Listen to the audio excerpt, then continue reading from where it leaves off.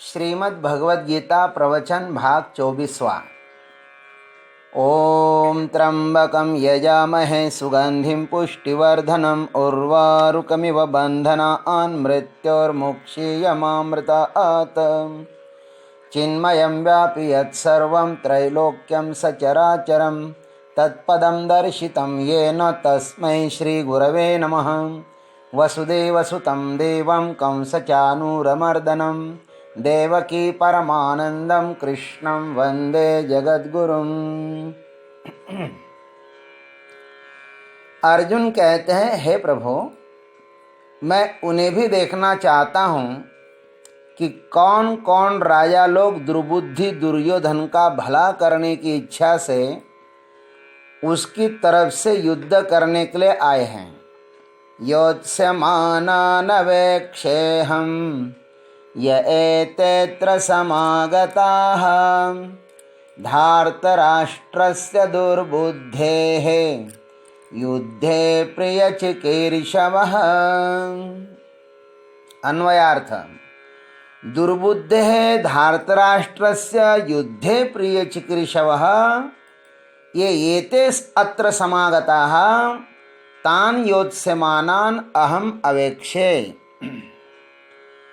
अधर्मनिष्ठ है बुद्धि जिनकी, ऐसे दुर्योधन का युद्ध में प्रिय करने की इच्छा वाले जो ये राजा लोग इस सेना में आए हुए हैं, उन युद्ध करने की उतावले हुए सबको मैं अपने आंखों से देखना चाहता हूँ प्रभु।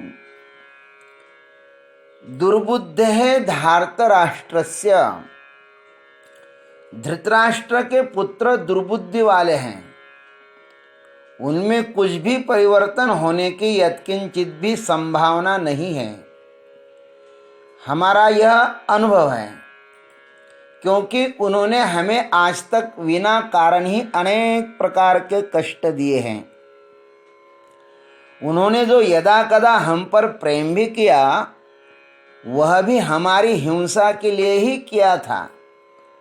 उनका हम पर जो प्रेम था वह हिंसाग्रस्त था, क्योंकि उनका प्रेम हम पर नहीं था, अपितु हमारे पास जो है उस पर था। वासना से युक्त किया गया प्रेम वासना की पूर्ति न होने पर हिंसा का उग्र रूप धारण कर लेती है। इसलिए तो उन्होंने हमसे मीठा मीठा बोलकर विष पिलाया, पानी में डुबो दिया, लाक्षागृह में जलाया, द्यूत क्रीड़ा में हराया इत्यादि महापाप उन्होंने हमारे साथ किए हैं। पहले प्रेम का नाटक किया और बाद में धोखा दिया, विश्वासघात किया उन्होंने हमारे साथ, और विश्वासघात ही महापाप है। शास्त्रों में 5 प्रकार के महापाप बताए गए हैं। ब्रह्म हत्या करना, मदिरा पान करना, स्वर्ण की चोरी करना, गुरु स्त्री गमन करना और विश्वासघात करना, इन्हें महापाप कहा गया है। पद्म पुराण में आया है, पंचोग्र पापाः छल छद्मकारिणः। प्रेम के साथ हिंसा नहीं रह सकती। हिंसा का विरुद्धार्थी शब्द प्रेम नहीं है, वासना है। वासना के अनेक नाम हैं, आसक्ति, ममत्व, वासना, इच्छा आदि। इसलिए तो क्षुद्र वासना पूर्ण न होने पर प्रेम वीरों के संबंध विच्छेद हो जाते हैं। इतना ही नहीं, अपितु अपनी क्षुद्र वासना पूर्ति में जो तत्व बाधक होता है उसको पूर्णतः मिटाया भी जाता है। इसलिए वासनाग्रस्त प्रेम अंततः हिंसा का उग्र रूप धारण कर लेता है। पति पत्नी, पुत्र पुत्री, पोता पोती, इष्ट मित्र, माँ बाप आदि स्वजनों पर किया गया प्रेम वह आसक्ति ही है। आसक्ति न होती तो क्षुद्र स्वार्थवश इनसे संबंध विच्छेद न हो पाता।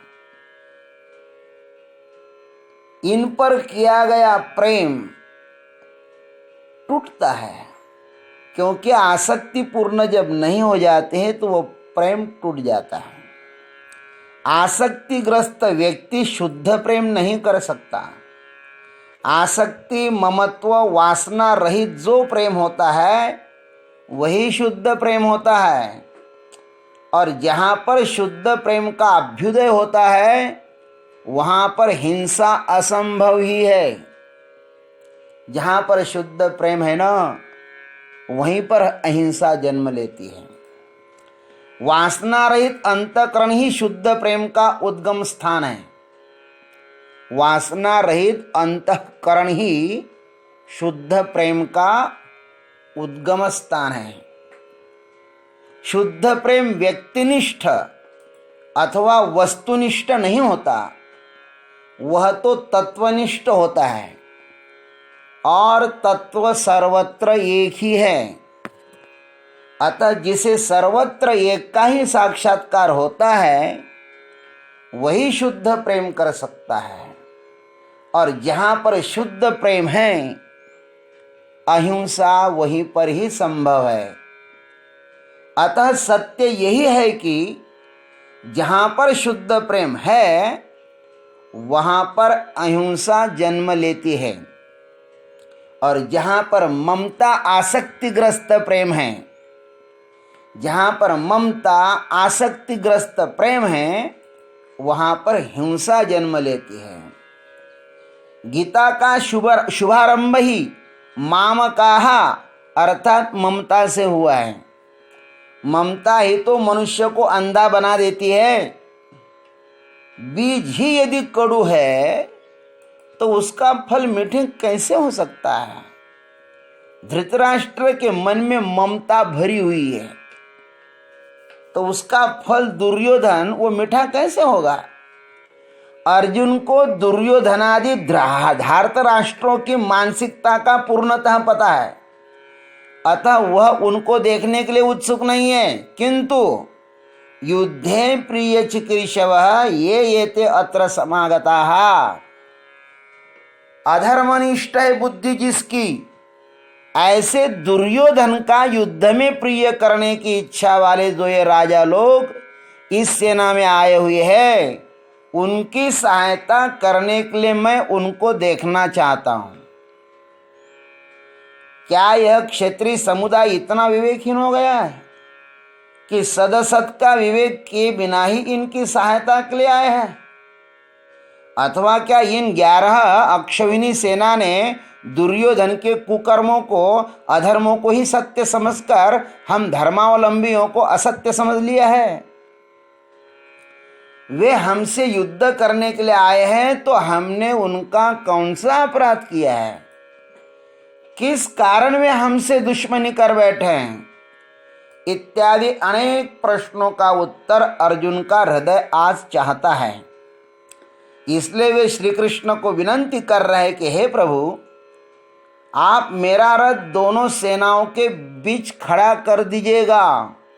मुझको देखना है उन लोगों को। तान योत्स्यमानान अहम अवेक्षे, उन सबको मैं अच्छी तरह से देखना चाहता हूँ।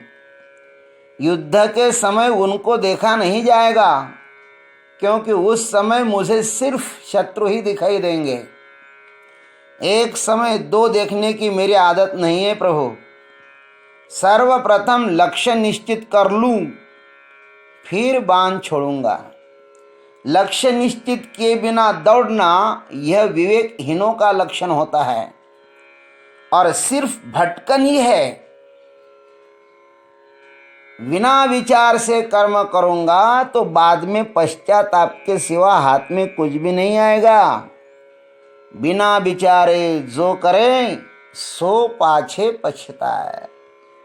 अतः कोई भी कर्म करना हो तो उसके लिए अपने निकटवर्ती लोगों की राय पूछनी चाहिए। वही व्यक्ति जीवन में सफल होता है। अहंकारवश निर्णय लोगे तो अंत में पश्चाताप ही करना पड़ेगा। जिसने अकेले में निर्णय लिए वह आज पश्चाताप कर रहे हैं, डूब गए हैं महाराज।